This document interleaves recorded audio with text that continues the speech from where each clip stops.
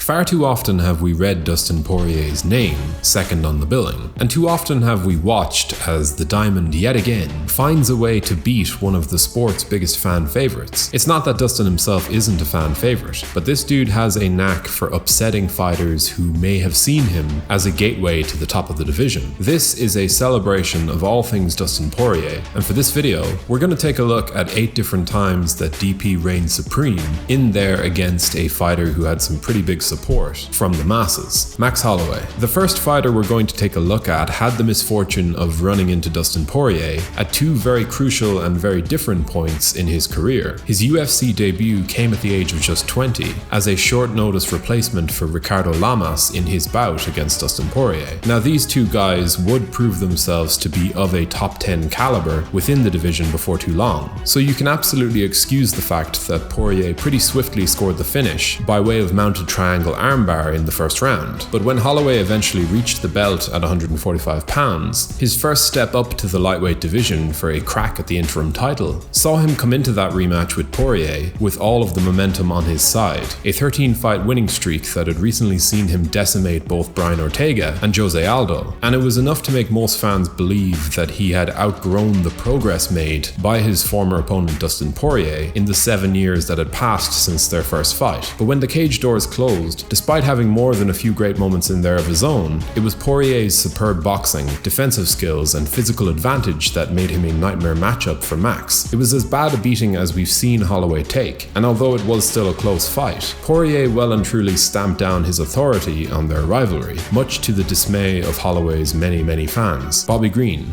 To those in the know, Bobby Green has always been a fan favorite, a stylish offensive threat that, while sometimes inconsistent, is always liable to bring some seriously impressive looking striking on a good day. And during his best run in the sport, Green had compiled an 8-fight win streak, moving out of the Strikeforce lightweight ranks before comfortably finding his feet in the UFC. Unbeaten in over 3 years, Green stepped in there with Edson Barboza and was largely made to chase the Brazilian, who cautiously outpointed him for a unanimous decision win. Injuries would then leave Bobby Green on the sidelines for another year and a half, until in 2016, one of the most exciting prospects in the 155-pound division was signed to take on Dustin Poirier. Again, it wasn't like the public's interest was totally skewed away from Dustin's progress, because in reality, he was on one hell of a streak himself since moving up in weight. But fans of Bobby Green were hopeful that Dustin's aggressive style would give their fighter a more electric contest than the overly defensive Barboza, and in some ways, I guess they were right. Poirier blasted through Bobby Green in less than 3 minutes, earning the best win of his lightweight run so far. Green, on the other hand, could never really find his momentum to the same degree again. Eddie Alvarez. After his total no-show at UFC 205, thanks to an incredibly one-sided loss to Conor McGregor, many fans were pretty sympathetic with the great Eddie Alvarez. We knew that this bona fide legend of the sport had more fight in him than he had shown in his last outing, and those of us who had watched his run in Bellator knew that Alvarez could not be counted out. So the UFC opted to pair him up with Dustin Poirier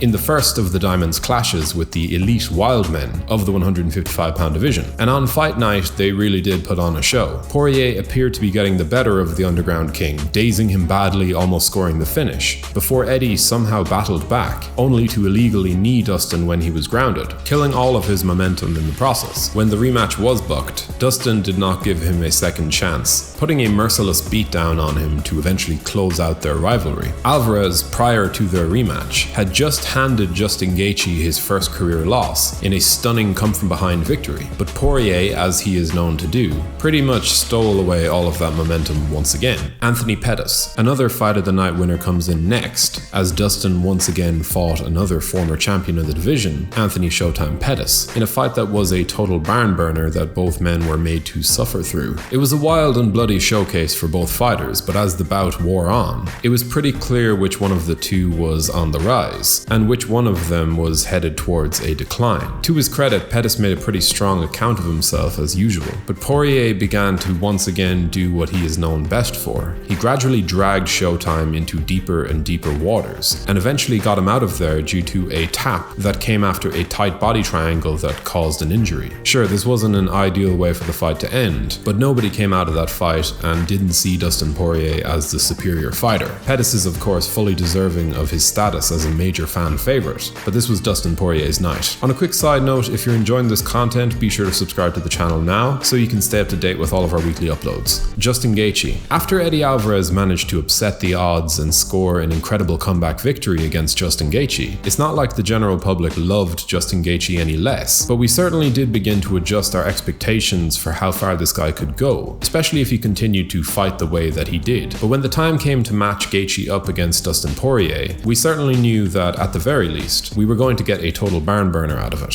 And sure enough, that's exactly what happened. These two guys went to war for the entirety of the 4 rounds this fight lasted, with each man having his moments. But in that final round, once again, it was Dustin Poirier proving to us all that he was almost always going to be the fighter who finished stronger. And despite Gaethje's reputation for this exact type of fight, Poirier defied expectation once again, turning up the heat in a huge way in round 4 to secure a vicious finish. From there, he would go on to score rematch victories over both Eddie Alvarez and Max Holloway before his eventual shot at UFC lightweight gold. Dan Hooker. That shot at UFC gold didn't exactly go to plan for Poirier. Like all fighters who took on Khabib Nurmagomedov, the Eagle just served as a terrible stylistic matchup. After getting finished in the 3rd round, Poirier was set up for a rebound fight against the fan favorite Dan Hooker, another fighter who had turned their fortunes around after fighting a weight class below their more natural division. And man, did these two lightweight brawlers put on a classic. Over 5 rounds, these two did not leave anything to the imagination. This was an all-out war, a fight of the year worthy matchup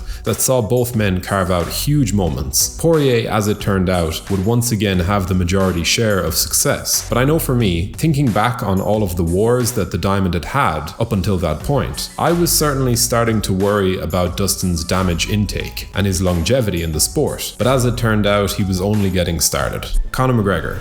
Dustin's first loss to Conor McGregor was the type of defeat that would have crippled a lesser fighter. It wasn't just that Conor had managed to KO Poirier in the very first round of their UFC 178 grudge match, but he had also totally worked his way into Dustin's mind during the pre-fight build-up. Over the course of the weeks that led up to this fight, Dustin was characterized as overly emotional, a bit chinny, and of little intelligence when it came to the subtleties of fighting, a hillbilly. Head. And based on his disastrous showing in there with the Irishman, it seemed as though Conor had at least some backing for his claims. But Dustin did not allow himself to dwell on his failures. Foregoing the featherweight division, he reinvented himself as a bulky, hard-nosed 155-pounder and went on the now legendary run that led him directly back to McGregor. This time, for their second fight, the mood was far lighter than before, or at least it would be at first. But given that McGregor had already beaten Dustin, there was at least some expectation from the fans that Conor was about to get the job done. But this was a very different Poirier, and across the 2 fights he shared with McGregor in pretty quick succession, he showed himself to be the greater fighter of the 2, outgunning his opponent when it mattered most, outlasting him in the middle of a firefight, and leaning on his strengths enough to dictate the terms of their battle. Sure, the trilogy fight's ending was unfortunate, but over the course of these 2 massive pay-per-view main events, Dustin finally clawed his way past McGregor on the lightweight ladder, getting an almighty level of closure for what was likely a very dark period of his early career and maybe even his life. Michael Chandler. And finally we come to the most recent entry.